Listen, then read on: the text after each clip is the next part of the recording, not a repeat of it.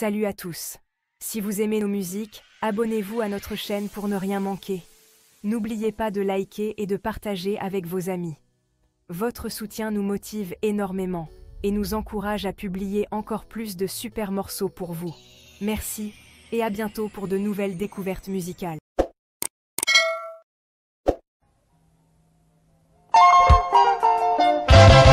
Opukushu, Jijimati, Siko, Bedajule, Ingeyecho, c'est qu'à autorité.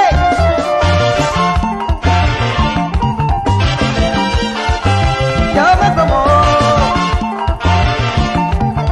Ada Yusine, Yetelo, Etaso, Zamanofu, Yakemele Zapepe, Vejibisa, Kalese, Senare, Yako.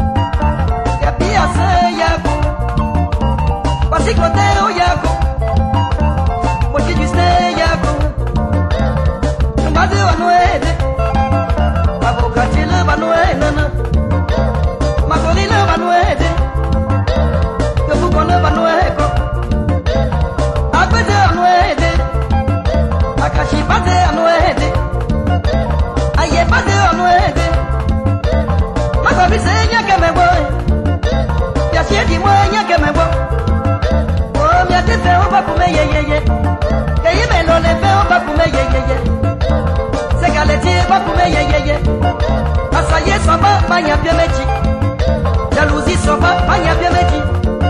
Abatie ya sete, banya bien bouti. Il n'est pas baptisé, banya bien bouti. Adu kwa kodue, banya bien bouti.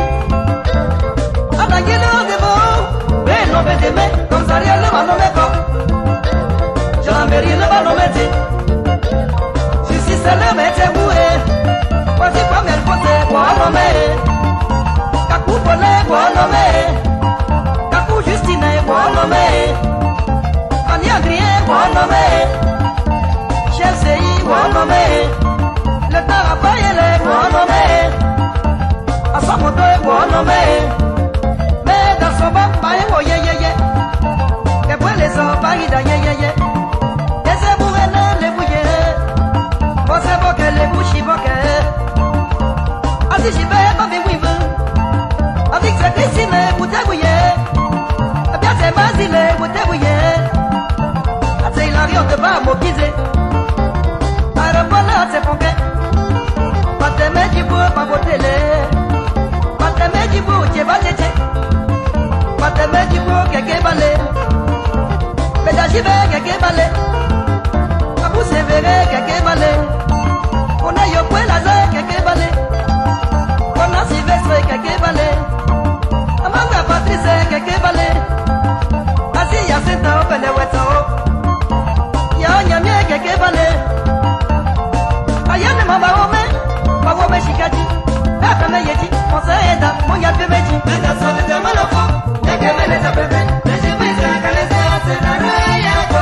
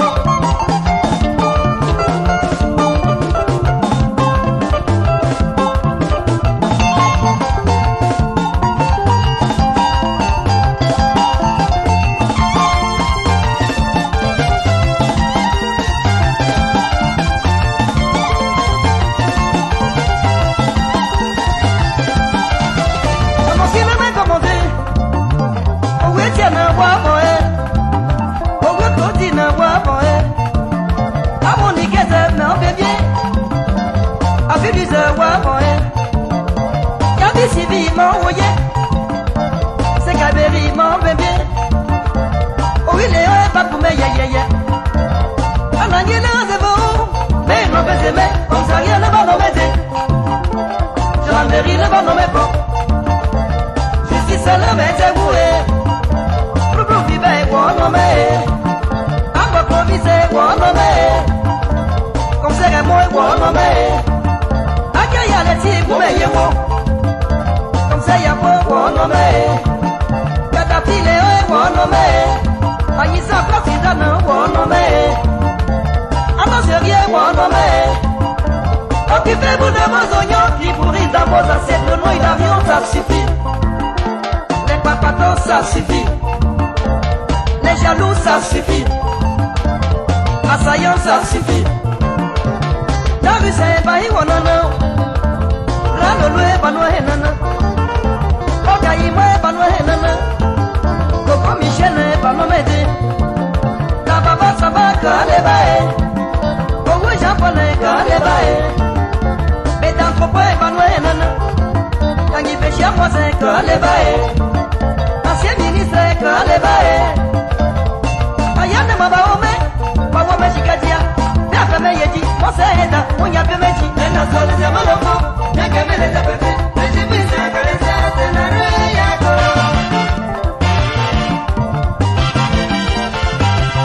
Guinée le maire, docteur Adia est mort.